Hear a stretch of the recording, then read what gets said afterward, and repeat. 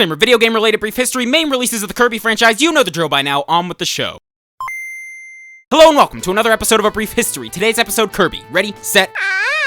August 1st, 1992, North American Nintendo fans were greeted with a brand new game for that classic handheld puke green gaming brick, the Nintendo Game Boy. This game was called Kirby's Dream Land. Directed by Masahiro Sakurai, developed by HAL Laboratory, and published by Nintendo, Kirby's Dream Land was a very simple yet incredibly charming and accessible action platforming game featuring an equally simple and charming protagonist known as Kirby. Named after attorney John Kirby, who defended Nintendo during a 1984 lawsuit between them and Universal Studios over the similarities between Donkey Kong and King Kong, Kirby was a small, cute pink pudge ball with limbs and a face. However, at the time of the game's release, Nintendo of America were not sure what color Kirby was due to the colorless black and white graphics of the original Game Boy. So even though Nintendo ultimately decided on the color pink, the box art of the original Kirby's Dream Land depicts Kirby as being completely white as he appears in the game. Color confusion aside, the story of Kirby's Dream Land followed a very Sonic the Hedgehog approach. Where Sonic was saving small animals from Dr. Robotnik, Kirby was saving Dreamland's food supply from the evil King Dedede. Again, it's the early 90s, story really isn't that important yet, but what did matter was the gameplay. Kirby was more or less a standard platformer. After all, that was the most popular gaming genre at the time, but what set Kirby apart from the likes of Mario and Sonic was his ability to swallow his enemies whole.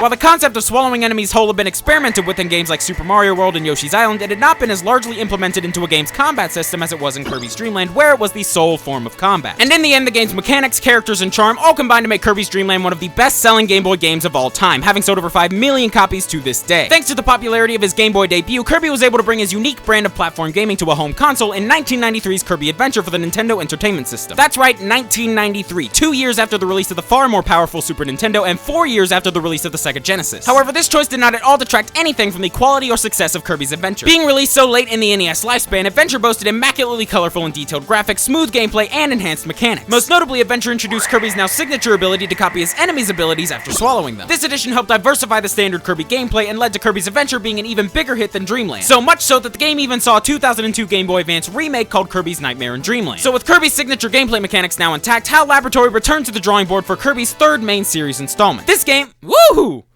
Whew, that was a voice crack. This game, somewhat confusingly titled Kirby's Dream Land 2, was released on May 1st, 1995 for the Nintendo Game Boy. In addition to bringing back the copy ability, Dream Land 2 also introduced a new mechanic which involved giving Kirby 3 animal partners to aid him through his journey. These animals included a rideable hamster, an owl that carried you around in its large talons, and a fish who helped Kirby swim through underwater stages. Dream Land 2 was yet another hit for the Kirby series, and only 1 year later, Kirby returned for his second home console romp in the 1996 SNES classic Kirby Superstar. Rather than being one large Kirby game, Superstar was a collection of multiple smaller yet equally high-quality Kirby games. These games were Spring Breeze, Dynablade, Gourmet Race, The Great Cave Offensive, Revenge of Meta Knight, Milky Way Wishes, and The Arena, as well as 2 sub-games known as Samurai Kirby and Megaton Punch. This game also introduced the concept of helpers to the series, which were secondary characters who would help the player get through each level. Kirby Superstar was a massive success and is now regarded as the quintessential Kirby game, even seeing a Nintendo DS remake in 2008. After the incredible success of Superstar, HAL and Nintendo followed up in 1997 with a more traditional Kirby title known as Kirby's Dream Land 3 for the SNES. Despite being an absolutely wonderful game with quite possibly the most amazing graphics of any 16-bit game ever, Dream Land 3 just didn't bring many new features to the franchise, at least not when compared to Superstar. But Dream Land 3 fell into the exact same situation as Kirby's Adventure. Where Kirby's NES debut was released 2 years after gamers had already shifted to the SNES, Dream Land 3 was released 1 year after the release of Nintendo's new 64-bit 3D console, the N64. And interestingly enough, this was almost the same case for Kirby's next game, Kirby 64 The Crystal Shards, which came out for the Nintendo 64 in the year 2000, just 1 year before the release of the GameCube. This was Kirby's first step into 3D and the first Kirby game not directed by Masahiro Sakurai. With Kirby 64 receiving mixed to positive reviews, HAL and Nintendo began to work on a follow-up for the aforementioned GameCube. However, this game became stuck in development for just under a decade, but more on that later!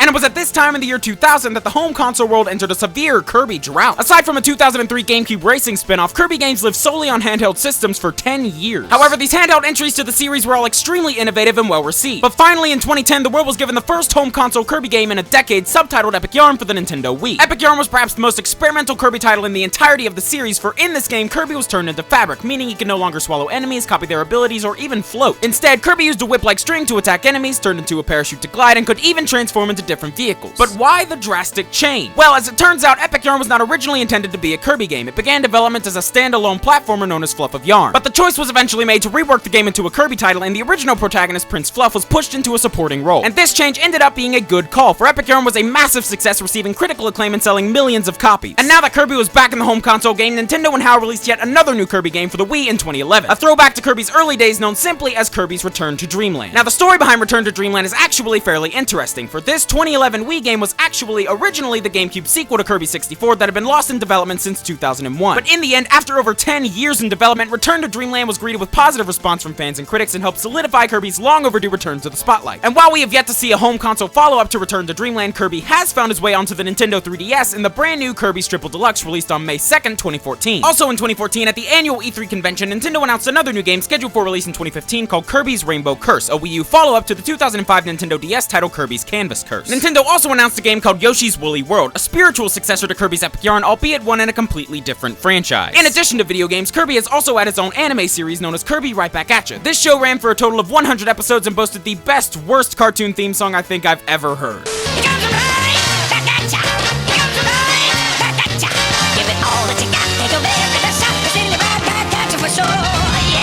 Kirby has always received flack from hardcore gamers for being nothing more than a cutesy character whose games are devoid of any challenge. But the truth is, Kirby games have steadily received nothing but positive reviews since the franchise's birth in 1992. For over 20 years, Kirby games have been consistently successful and well received, yet Kirby just doesn't receive the same accolades as Mario, Zelda, or even Donkey Kong. And that's a true shame. For what Kirby may lack in complexity, he more than makes up for in pure fun. And more than anything, that is what Kirby games are and always will be: pure fun. Thanks for watching, guys. DFTBA.